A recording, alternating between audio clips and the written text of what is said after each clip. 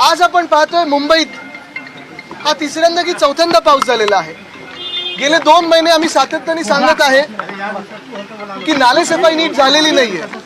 2 महिने आम्ही सातत्याने सांगत आहे की मान्सून पूर्वीच्या बैठका असतात त्या महापालिकेने घेतल्या नाहीयेत आणि स्वतःला इन्फ्रामॅन बोलणारे, स्वतःला विजनरी बोलणारे आज कुठे आहेत? जे ग्रीन कार्पेट घालून सगळीकडे नालेसफाईला पाहणीला जात होते ते गायब कुठे आहेत? हा एक प्रश्न आहेच।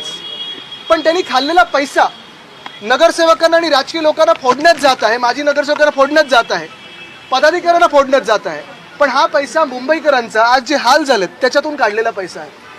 आपण पाहिलं असेल आज मेट्रोमध्ये आपण मेट्रो 3 जे आता मला वाटतं 1-1.5 महिन्यापूर्वी उद्घाटन झालं ज्या स्टेशनचं 2 आठवडे बरोबर 1 मेला झालं आणि 2 आठवडे झाले नाहीये तिथे आता आपल्याला आतही जाऊ देत नाहीये, जणू काही इमर्जन्सी लावलेली आहे।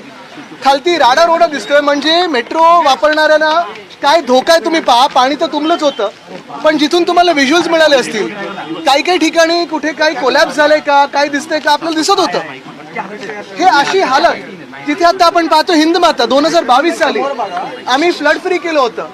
हिंदमाता पूर नियंत्रण आम्ही तिथे योजना केली होती ते आज तुंबलेलं आहे, ॲस्फॉल्टचा रस्ता खचलेला आहे। एकंदर भाजपा जी केंद्रात 10 वर्ष आहे, राज्यात 10 वर्ष आहे आणि आता पूर्णपणे सगळं काही यंत्रणा सीएम ऑफिसमधून चालते आणि नगरविकास खात्यातून चालते, ती कशी भ्रष्ट आहे आणि निकम्मी आहे हे आपल्याला दिसायला लागलेलं आहे। मुंबई विश्वास ठेवू शकत नाही भाजपवर, कारण जर ठेवला तर गोखले पुलाचे जसं हाल झाले होते किंवा अंधेरी सबवेचे झाले किंवा सगळं मुंबईत पाहतोय तसे हाल मुंबईचे होतील। आदित्य, हिंदी में जानना चाहेंगे आप, एक्वालाइन जिस तरह से मेट्रो का उद्घाटन अभी हुआ है, ऐसे में इस तरह की परिस्थितियां पहली ही बारिश में ये मेट्रो ने जो डिजाइन किया है एक्वालाइन क्यों कहा है शायद आज पता चलेगा। पहली ही बारिश नहीं है, तीसरी बारिश है मुंबई में और पूरा भर गया है।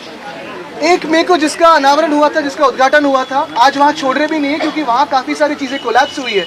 हमने देखी डेब्री देखी ग्राउंड फ्लोर पे। आज ऐसी नौबत आई कि मेट्रो लाइन हल्की से बारिश में पूरी बंद हो गई है। इसमें क्या भ्रष्टाचार है वो लोगों के सामने तो आना ही चाहिए, लेकिन